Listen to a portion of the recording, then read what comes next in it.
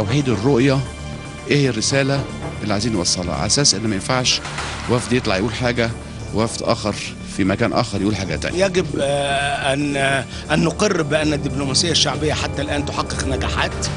يجب أن نحولها إلى كيان مؤسسي ليساعد الدولة ممثلة في كل أجهزتها وعلى رأسها الدبلوماسية الرسمية اللي هي وزارة الخارجية المصرية.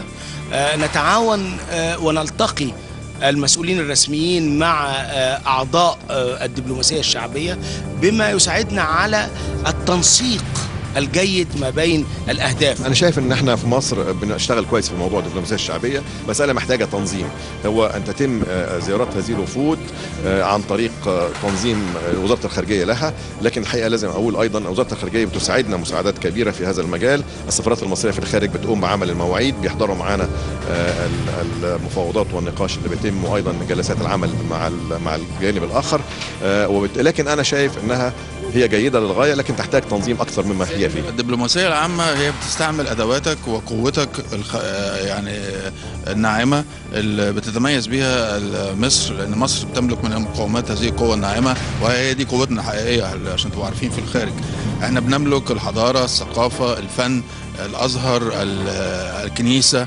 عندنا كل المقومات ان احنا يعني نقوم بدبلوماسية عامة قوية ونشطة تستفيد بها الدولة ويستفيد بها الشعب المصري في التنمية.